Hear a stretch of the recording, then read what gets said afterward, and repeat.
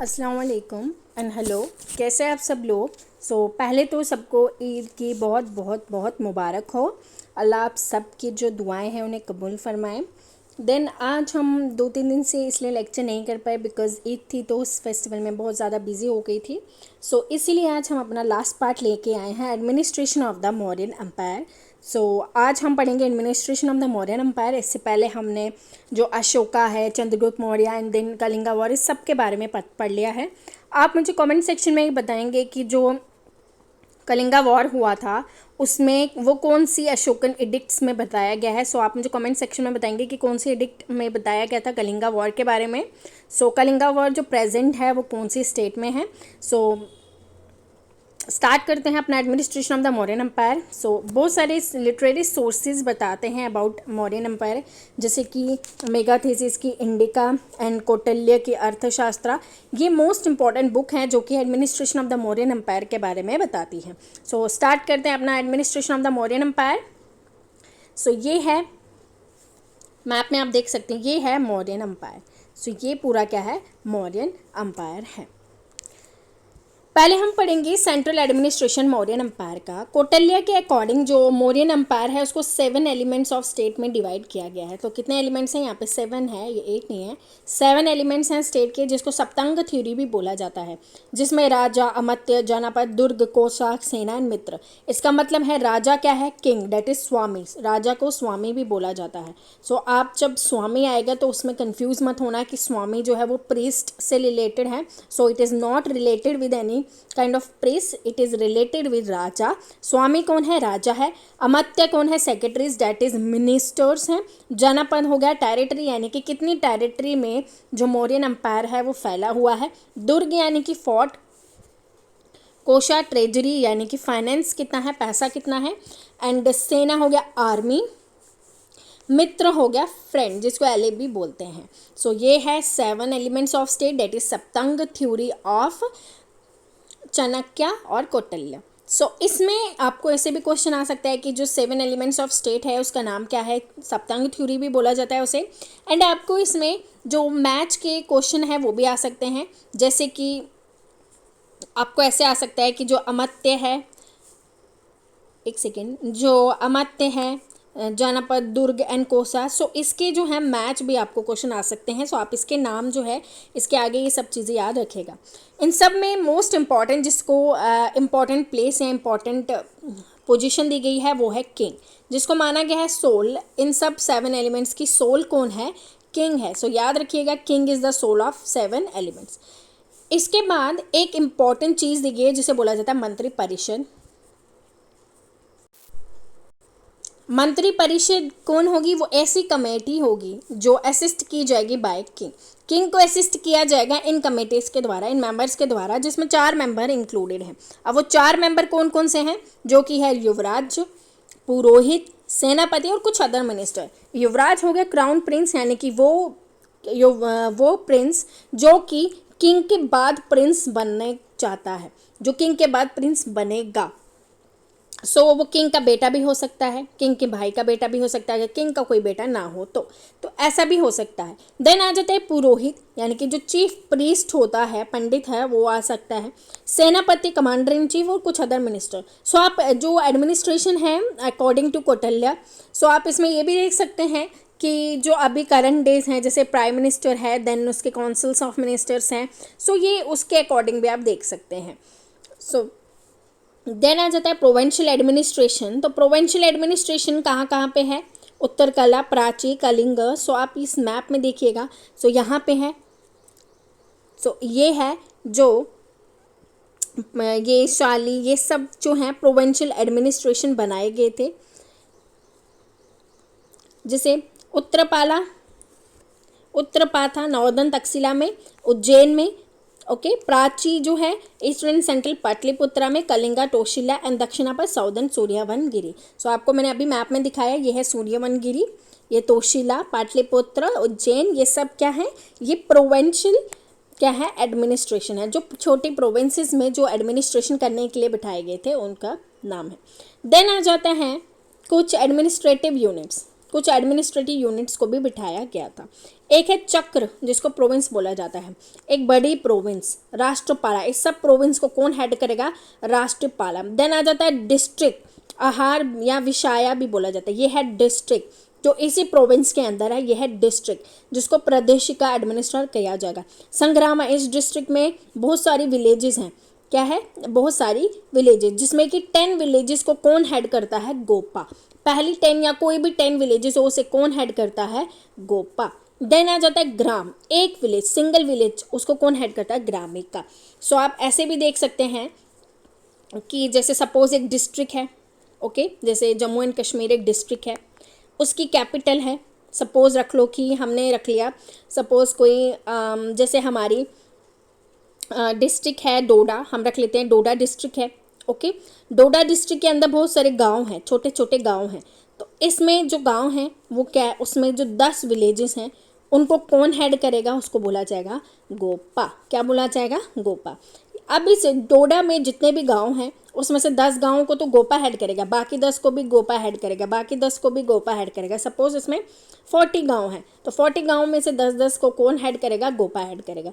अब एक सिंगल गांव को, एक सिंगल विलेज को कौन हेड करेगा, उसे बोला जाएगा ग्रामिका। सो ये है 4 एडमिनिस्ट्रेटिव यूनिट्स एंड इनके हेड, ये मोस्ट इंपॉर्टेंट है, आप याद रखिएगा। देन आ जाता है म्यूनसिपल एडमिनिस्ट्रेशन। अब म्यूनसिपल एडमिनिस्ट्रेशन नगारक बोला जाता है, जो सिटी सुप्रिटेंडेंट करता है ताकि उस सिटी में लॉ एंड ऑर्डर को मेंटेन कर सके। मेगा थीसिस के अकॉर्डिंग 6 कमेटीज जो थी उसमें हर एक कमेटी में कितने मेंबर्स थे, 5-5 मेंबर्स थे। इंडस्ट्रियल था, एंटरटेनमेंट फॉरेनर्स के लिए, registration of birth and death, यानी कि कितने जन्म हुआ, कितनों की मृत्यु हुई, इन सब का जो था रजिस्ट्रेशन करना, ट्रेड एंड कॉमर्स को रजिस्टर करना, पब्लिक सेल मैन्युफैक्चर गुड्स को रजिस्टर करना, टैक्स को जो परचेज किया है उन पे कितना टैक्स लग रहा है उस चीज़ों को रजिस्टर करना। सो 6 कमेटीज़ थी, उन हर एक कमेटी में एक कमेटी में कितने कितने मेंबर्स थे, 5 मेंबर्स जो थे वो इंक्लूड किए गए थे। देन आती है मोस्ट इम्पॉर्टेंट आर्मी, बिकॉज जो मौर्यन एम्पायर की आर्मी थी वो बहुत ज़्यादा स्ट्रॉन्ग आर्मी थी।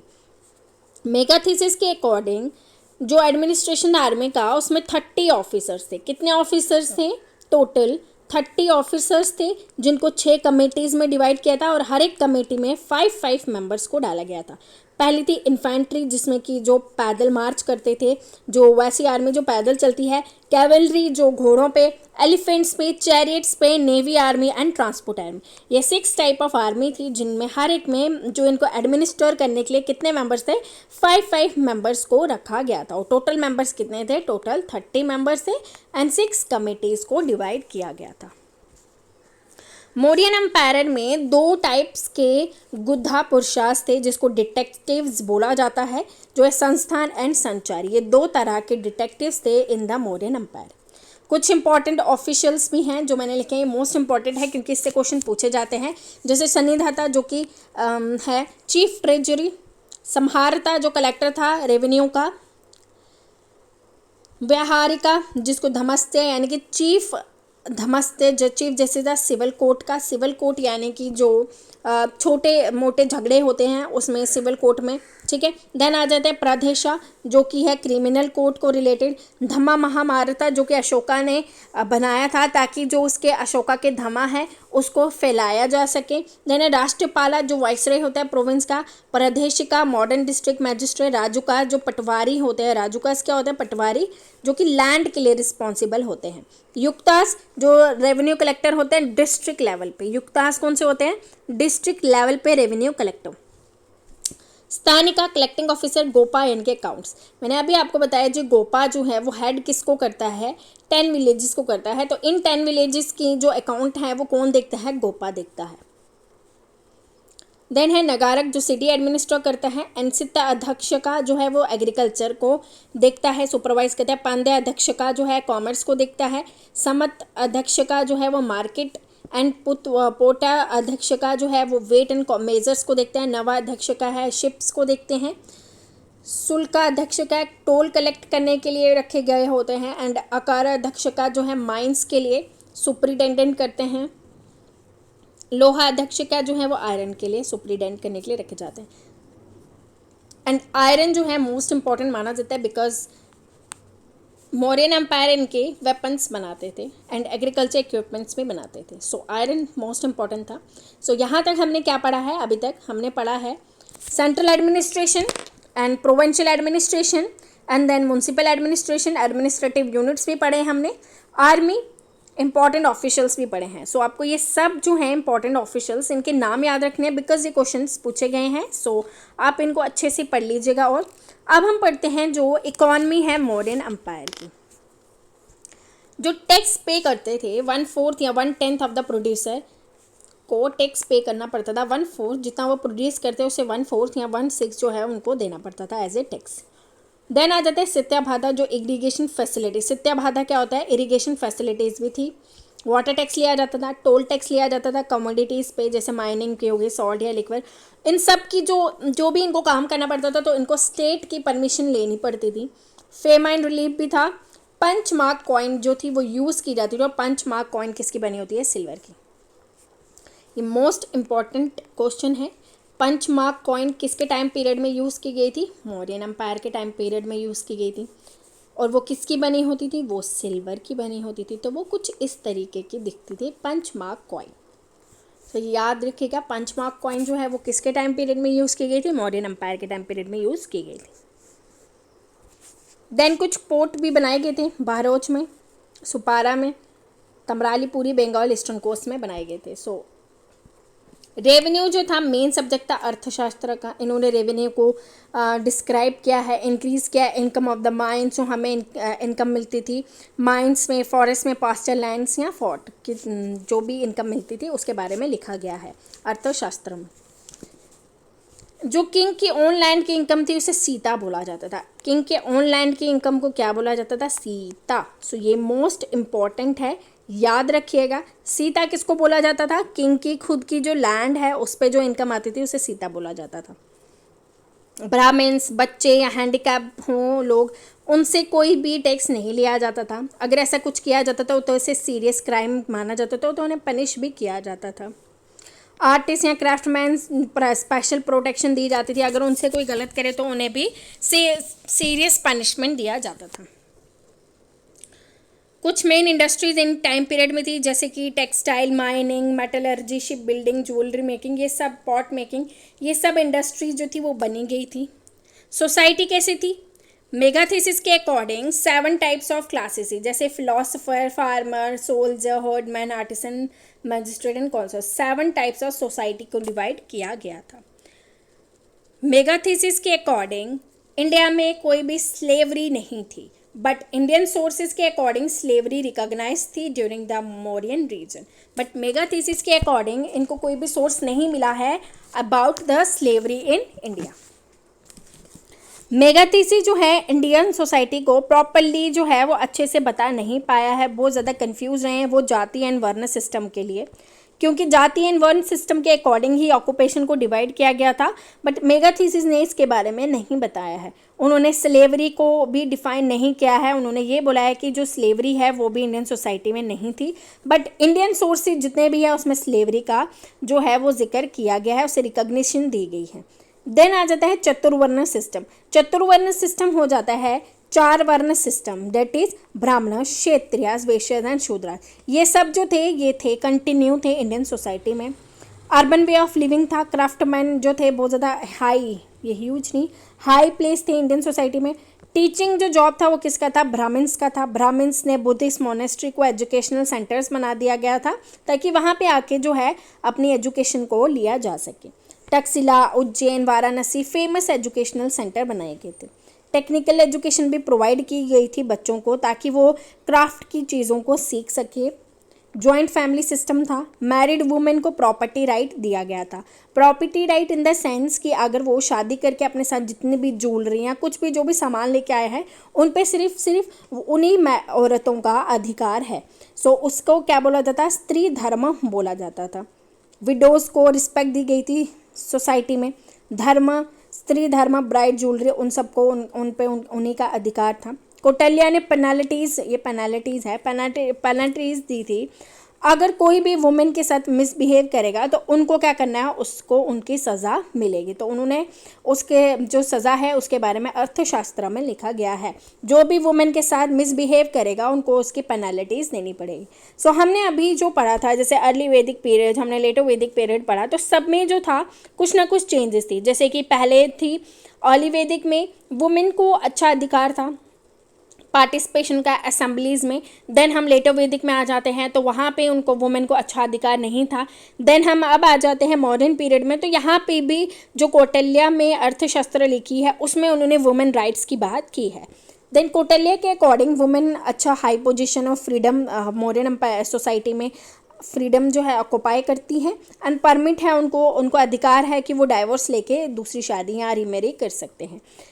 सो ये था about the society of the Mauryan empire. Then हम मौर्यन आर्ट्स के बारे में पढ़ेंगे। मौर्यन आर्ट्स जो है वो चंद्रगुप्त मौर्य का palace, royal palace, city, Pataliputra, Ashokan pillar, caves and addicts में हमें देखे गए हैं। फोक पॉपुलर आर्ट्स हमें दिखे गए हैं, जैसे यक्षा एंड यक्षिणी। सो आप ये देख सकते हैं टेराकोटा ऑब्जेक्ट्स भी हमें मिले हैं। ओके, देन आ जाते हैं हम जो सारनाथ एंड सांची में जो लॉइन, जो ये 4 लॉइन जो है, जो अब हमारा नेशनल एम्बलम बन चुका है 26 जनवरी में, ये भी हमें मिले हैं। Single lion and Rampurva, ये पूर्वा है, and Lauriya, Nandangarh and single bull capital Rampurva. So आप मुझे अभी इनका जो करंट लोकेशन है, आप मुझे इनकी करंट लोकेशन कमेंट सेक्शन में बताएंगे कि इनकी करंट लोकेशन कहाँ पे है इन सब की। सो ये मोस्ट इम्पॉर्टेंट है बिकॉज ये कुछ इम्पॉर्टेंट जो चीज़ें हैं बनाई गई थी during the period of Mauryan empire. So ये आपको पता होना चाहिए। एंड ये है कुछ इम्पॉर्टेंट जो माइनर एंड मेजर एडिक्ट्स बनाए गए थे। सो ये आपको पता होना चाहिए। मैप के अकॉर्डिंग अगर आप पढ़ेंगे तो ज़्यादा आसानी रहती है बिकॉज हमें मैपिंग करके ज़्यादा चीज़ें याद रहती है। सो जब भी आप कोई भी चीज़ पढ़े, सो अशोकन एडिक्ट्स के बारे में पढ़े या कुछ भी जोग्राफी पढ़ें, कुछ भी पढ़ें, सो आप उसको मैप के अकॉर्डिंग पढ़िएगा ताकि आपको अच्छे से याद रहिए। देन हम अपना नेक्स्ट जो पॉइंट है लास्ट जो है fall of the Mauryan empire, इससे हमारा जो मौर्यन एम्पायर है वो ख़त्म हो जाएगा। अशोका की जो पॉलिसी थी वो कुछ इस तरीके की थी जिसने ब्राह्मण्स को क्या कर दिया गया था, पूरी तरीके से ख़राब कर दिया था। बिकॉज अशोका ने क्या किया था, प्रोहिबिट किया था killing of animals and birds, but Brahmans को कभी ना कभी जो सेक्रीफाइस करने के लिए इन सब चीज़ों का इस्तेमाल करना पड़ा था। तो इससे क्या होगा कि जो अशोकन एम्पायर था वो गिरने लग गया था। ओके, इससे ब्राह्मण्स की इनकम जो थी वो अफेक्ट हो रही थी कुछ एक्टिविटीज़ में। सो इसीलिए जो था अशोकन पॉलिसी की रिजल्ट की वजह से पहला हमारा जो मेन रीज़न है। देन आ जाता है फाइनेंशियल क्राइसिस, यानी कि फाइनेंशियल इतने क्राइसिस हो गए जैसे कि आफ्टर कलिंगा वॉर जो अशोका जो थे वो बुद्धिज़्म में आ गए, तो उन्होंने बहुत सारी मोनेस्ट्रीज़ बनाई, स्तूपास बनाए। उस वजह से उनके पास सारे जो थे जो मनी थी वो ख़त्म हो गई थी। आर्मी को पैसे देना, ब्यूरोक्रेसी को पेमेंट करना, इन सब से जो था इनका सारा पैसा ख़त्म हो गया था। इवन ऐसा माना जाता है कि उन्होंने गॉड की इमेजेस को भी मेल्ट कर दिया था ताकि वो अपने फाइनेंशियल क्राइसिस से उभर पाए। बट उनको इतना फाइनेंशियल क्राइसिस हो गया था कि उनका जो एम्पायर था वो ख़त्म होने लगा था। देन आता है वीक सक्सेसर। अशोका के बाद बहुत सारे वीक सक्सेसर आए, फॉरेन इन्वेडर्स आए, जिससे कि जो अशोकन एम्पायर था या मौर्यन एम्पायर जो था वो 2 हिस्सों में बट गया था, जिसको ईस्टर्न एंड वेस्टर्न पार्ट्स बोला जाता है।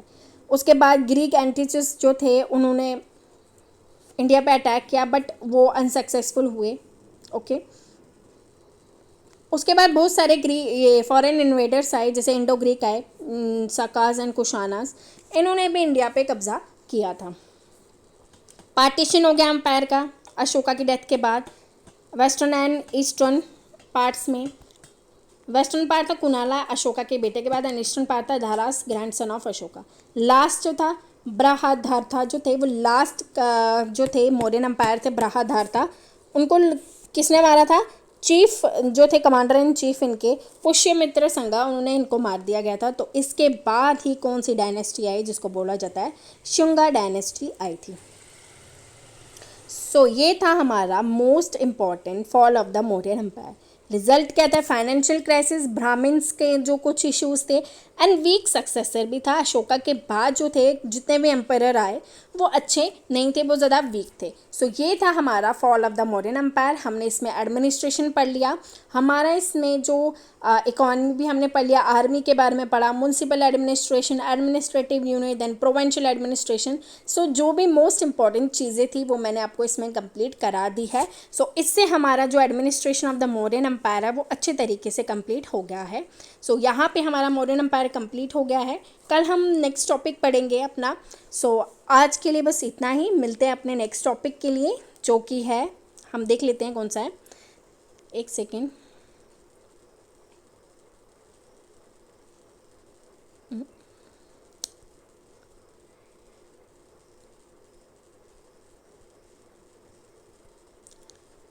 इसके बाद जो हमारा नेक्स्ट टॉपिक आएगा वो आएगा संगम एज। बट संगम एज से पहले हम कुछ इंपॉर्टेंट जो डायनेस्टीज आई जैसे कि साकास, कुशानास, इन सब के बारे में भी पढ़ लेंगे, बिकॉज उनके बारे में पढ़ना इंपॉर्टेंट इसीलिए है। उनसे क्वेश्चन ज़्यादा पूछे नहीं जाते, बट इंपॉर्टेंट इसलिए ताकि एक क्रोनोलॉजी बन के रहे। हम एक क्रोनोलॉजी में ही पढ़ रहे हैं तो हम वैसे ही पढ़ेंगे।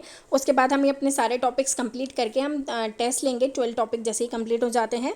सो आज के लिए बस इतना ही। तब तक के लिए आप अपना ख्याल रखें और अच्छे से पढ़ते रहिए, और आप मुझे कमेंट सेक्शन में बताइए कि आपको लेक्चर कैसा लगा। तब तक के लिए अपना ख्याल रखें एंड बाय बाय।